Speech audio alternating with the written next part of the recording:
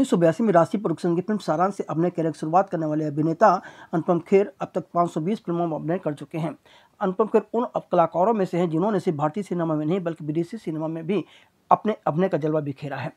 अनुपम खेर सिर्फ अपने तक सीमित रहे हों ऐसा भी नहीं है। अनुपम खेर ने इम्तिहान जैसा सीरियल का निर्माण किया तो वहीं ओम जे जगदीश जैसी फिल्म का निर्देशन भी किया। अनुपम खेर अब तक 3 किताबें भी लिख चुके हैं। अनुपम खेर लगातार फिल्मों में सक्रिय हैं और हर वर्ष वह एक न एक नए किरदार में नजर आते हैं।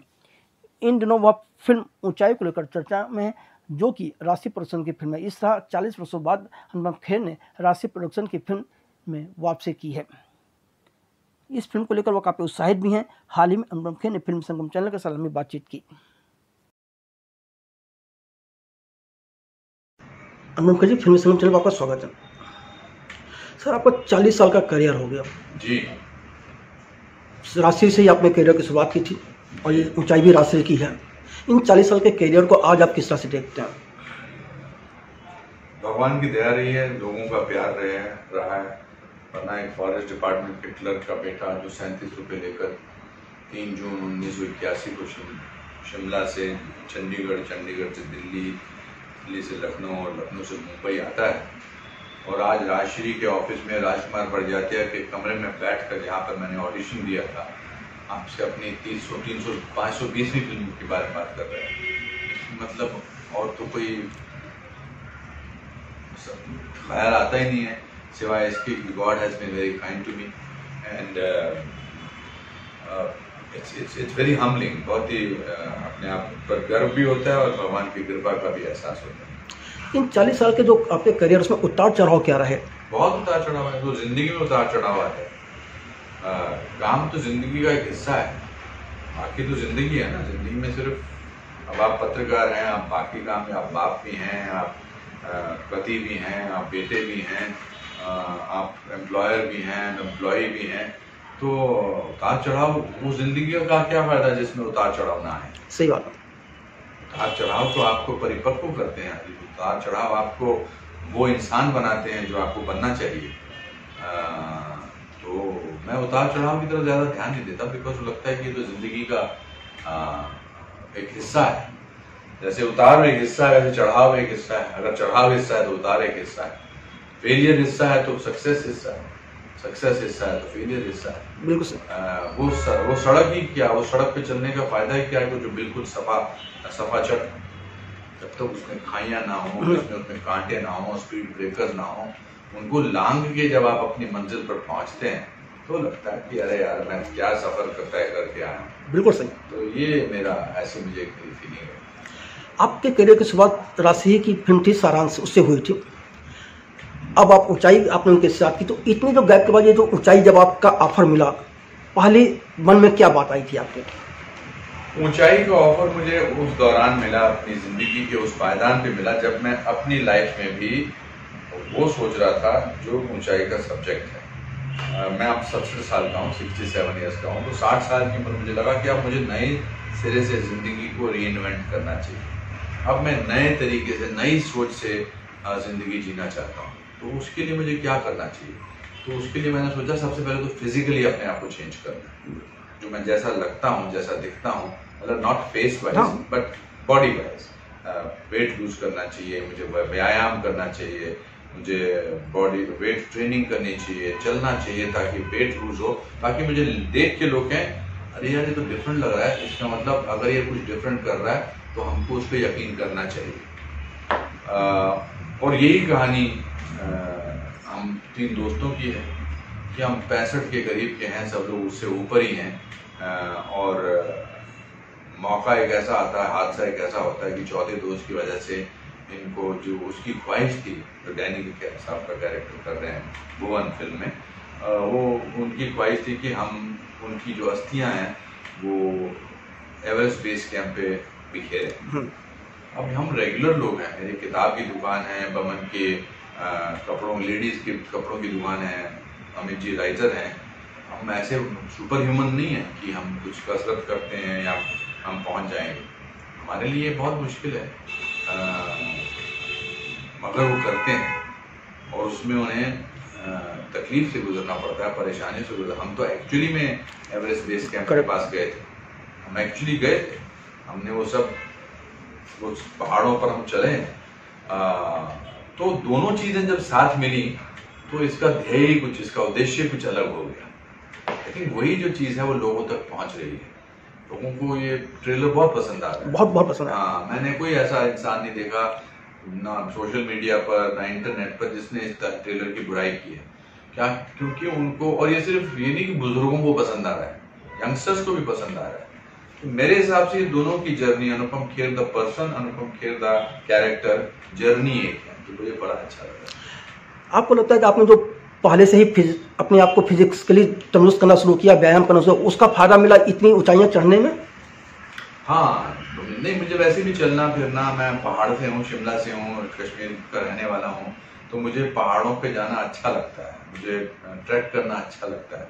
बट हाँ, ये चूंकि मैं पिछले 5-7 साल से जो मैं था बॉडी ट्रेनिंग वगैरह कर रहा था, उसका बिल्कुल मुझे फायदा हुआ। ट्रेनिंग का बहुत ज़रूरी है इस तरह की फिल्म के लिए, अंदर काम करने के लिए। सांस की प्रॉब्लम होती है, सारा सांस चढ़ता है, वो चढ़ा फिर भी क्योंकि हम इतनी हाइट पर थे।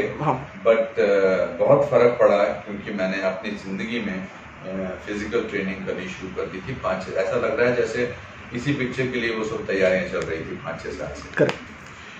नेपाल में आपने कई जगह शूटिंग की, जैसे पहाड़ पर आपने मनंग में भी जाके शूटिंग की। मनंग, युक्ला, यस, नामचे बाजार। क्या अनुभव है? क्या इससे पहले भी कभी मनंग जाने का मौका मिला था आपको?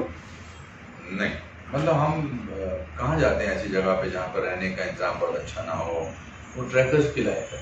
सही। हम तो चाहते हैं अगर कोई मुझे बोले कि छुट्टी पे जाओ तो मैं ढूंढूंगा जहाँ पर बड़ा सा अच्छा सा होटल हो, अपना हेल्थ क्लब हो, मसाज का इंतजाम हो, 5 स्टार फीलिंग हो। हम तो, बट मैं, ये लाइफ चेंजिंग एक्सपीरियंस था। और जब हमने एवरेस्ट को देखा था, हम सब रोए थे क्योंकि अपने छोटे होने का एहसास हुआ था। प्रकृति के सामने हम कितने छोटे हैं, कितने असहाय हैं, और क्या विशाल है प्रकृति का जो देखने का अंदाज। तो वो हल्की हल्की बर्फ के छोटे छोटे फुहारे निकल रहे थे चोटी से, एवरेस्ट की चोटी से। वाह, क्या मजा आया। मैं तो इस पिक्चर के जरिए, बहुत सारे लोग जाने वाले हैं इस पर, इनका टूरिज्म, और भगवान करे क्योंकि बहुत अच्छे लोग हैं इन सब जगहों के लोग, छोटे गांव में रहते हैं, वही जिंदगी उनकी है, वही टूरिस्ट फॉरेनर्स वगैरह आते हैं, ट्रैकिंग करते हैं और उस पर जाते हैं। मगर लाइफ टाइम में ऐसा लगता है कि भगवान के दर्शन तो ऐसे नहीं होते हैं, मगर जब आप ऐसी जगह पर पहुंचते हैं तो almost you reach the purest form of nature. तो बड़ा अच्छा लगा। शूटिंग के अलावा आपके वहाँ के लोगों के साथ बातचीत भी हुई होगी? जी जी, मैं तो बहुत। ऐसी कोई बातचीत हुई जिसने आपके दिल को कहीं ना कहीं आहत किया हो, या खुशी दी हो, या बदलाव आया हो कुछ? नहीं, देखिए, आपको शहरों में रहकर, बड़े शहरों में रहकर, आम जिंदगी में रहकर, इस प्रोफेशन में रहकर, सोशल मीडिया पर रहकर, आपका ज्यादा मासूमियत से मुंह सामना नहीं होता है जी, इनोसेंस से मुंह सामना नहीं होता है। वहां पर मेरा इनोसेंस से, मासूमियत से, अच्छेपन से, ऑनेस्टी से, इन सब से, सिंपल जिंदगी जीते हैं लोग, उससे सामना हुआ तो एक रिजुविनेशन की फीलिंग आई। मैं भी छोटे शहर से हूँ, छोटे शहर में मैं रह चुका हूँ 16-19 साल शुरू के। शिमला जब 55 में मैं पैदा हुआ था, तो 55 से 71 तक, 74 तक मैं वहाँ रहा था। तो आई थिंक मेरे अंदर अगर कोई मासूमियत है या मेरे अंदर एक सेंस ऑफ वंडर है, वो इस वजह से कि मैं छोटे शहर का हूँ। और बड़े शहर में जिंदगी सिखा देती है आपको चालाक बनना, चलता पुर्जा बनना, हालात बना देते हैं। मैंने कोशिश की अपनी पूरी जिंदगी कि मेरे अंदर का जो छोटे शहर का इंसान है वो जिंदा रहे, तो वो अच्छा लगा मुझे। से बैठ के किसी भी दुकान में बैठ जाएं, लोग बातचीत करने लग जाते हैं, सुबह जल्दी होती है, शाम जल्दी हो जाती है, रात जल्दी हो जाती है, लोगों का मोनोटोनस एक लाइफ है, but they are happy. Happiness क्या है वहाँ से दोबारा सीखने को मिली। ऊंचाई लोगों का मनोरंजन तो करेगी, इसके साथ ही ऐसा क्या संदेश देगी जिसकी जरूरत हर इंसान को है, और चाहे बच्चा हो चाहे बूढ़ा हो? आपको अपने करेज पर विश्वास दिलाएगी कि आप में सब, हर इंसान में साहस होता है। हम हालात से समझौता कर लेते हैं, उस साहस को ढूंढना, उस अच्छाई को ढूंढना, अपने अंदर एक अच्छाई होती है, उस अच्छाई को ढूंढना, रिश्ते निभाना, दोस्ती निभाना, दोस्त के लिए एवरेस्ट बेस कैंप तक चले जाना। दोस्त तो हर उम्र में होता है, और सबसे बड़ी करेज की बात है, कंपैशन, करेज, कि आपका जो साहस है वो आपके अंदर है। मैं हमेशा कहता हूँ कि ऑर्डिनरी से एक्स्ट्रा ऑर्डिनरी में फर्क सिर्फ एक्स्ट्रा का होता है। बिल्कुल। तो एक्स्ट्रा ऑर्डिनरी वो होते हैं जो अपने आप को थोड़ा सा और मेहनत करके बनाते हैं। ये फिल्म आपका, दूसरी बात, पेंडेमिक में 2 साल हम पेंडेमिक में रहे, लॉकडाउन में रहे, हम अपने आप से जूझ रहे थे, अंदर उथल पुथल थी, परेशानी थी, किसी न किसी को खोया था, होप कम हो गई थी। ये फिल्म जो है ऊंचाई, आपका होप में दोबारा जो है विश्वास दिलाएगी। सारांश के समय भी आप राशि से जुड़े हुए थे, अब फिर से जुड़े हुए हैं। इस 40 साल के बाद जब आप दोबारा राशि के साथ जुड़े हैं, क्या बदलाव और क्या समानताएं पाई? राशि में कोई बदलाव नहीं आया। ये पता नहीं किस पर में किस मोड में के लोग बने हैं। मुझे लगता है वो नीना अच्छा बोलती, नीना गुप्ता जी, कि इनको पैदा होते ही राजश्री का इंजेक्शन लगा दिया जाता है कि अच्छे लोग ऐसे होते हैं। और मैं तो अपना शुद्धिकरण करने के लिए आता हूँ। जब मुझे लगता है कि मैं बहुत परेशान हूँ तो मैं यहाँ आ जाता हूँ, थोड़ी देर यहाँ बैठता हूँ और मुझे शांति का आभास होता है। वही है। वैसे ये राष्ट्रीय प्रोडक्शंस को, राष्ट्रीय फिल्म्स को 75 साल हो गए। 15 अगस्त 1947 को हमारा देश आज़ाद हुआ था। उसी दिन ताराचंद बड़जात्या जी ने इस बैनर की स्थापना की। 75 सालों में इन्होंने 60 फिल्में बना ली, मगर एक भी फिल्म में इन्होंने अपनी जो परंपरा है, अपने जो रीति रिवाज है, अपने जो हमारे देश की जो एक संस्कार है, उसको छोड़ के कोई फिल्म नहीं बनाई। तो सॉफ्ट पावर के सबसे बड़े हमारे देश को धरोहर दिए, इसको तो सेलिब्रेट करना बहुत जरूरी है। 40 साल में आपने बहुत से डायरेक्टरों के साथ काम किया, कई नामी गिरामी डायरेक्टर्स हैं। अब आप सूरज बड़जात्या के साथ भी काम किया है। सूरज जी में आपने क्या खास बात पाई या ऐसी अनोखी बात पाई? सूरज जी अलग ही दुनिया के, बाकी डायरेक्टर्स मुझे अच्छे डायरेक्टर्स थे, अच्छे इंसान भी थे, बहुत अच्छे इंसान हैं जिनके साथ मैंने काम किया। मगर सूरज जी से अच्छाई क्या होती है, नम्रता क्या होती है, लोगों को किस तरह से ट्रीट करना क्या होता है, ये सब सीखने को मिला है। सूरज जी ने जिंदगी के बारे में बहुत कुछ सिखाया और जिंदगी की अच्छाइयों के बारे में बहुत कुछ सिखाया। राशि ने हमेशा अपनी फिल्मों में परिवार, रिश्ते, इनको अहमियत दी, लेकिन आपको नहीं तो भारतीय सिनेमा से पिछले 2 दशक से परिवार और रिश्ते तो गायब हो गए हैं। तो देखिए, इसी के लिए तो ऊंचाई देखना बहुत जरूरी है, इसलिए बड़े पर्दे पर देखना जरूरी है, इसलिए होप पर, हमारी उम्मीद पर हमें विश्वास रखना बहुत जरूरी है। मेरा सवाल ये है कि आखिर क्या वजह है कि भारतीय सिनेमा से परिवार और रिश्ते गायब होते जा रहे हैं? क्या वजह लगा? आप भी उसी में लगे हुए हैं। देखिए, सोसाइटी से भी तो रिश्ते गायब होते जा रहे हैं। आजकल दोस्ती, अगर मैं किसी यंग जनरेशन के इंसान से, लड़के से या लड़की से उसका फोन छीन लिया जाए तो उसकी आधी से ज्यादा दोस्तियां खत्म हो जाएंगी। बिल्कुल सही। क्योंकि रिश्ते वो दोस्त पे फोन पे कायम रखते हैं। आज हमने हंसी जो है, असली हंसी, असली मुस्कुराहट को इमोजी में कन्वर्ट कर दिया है। हम एक्चुअली मुस्कुराते नहीं है। Have a good day emoji, how are you feeling emoji.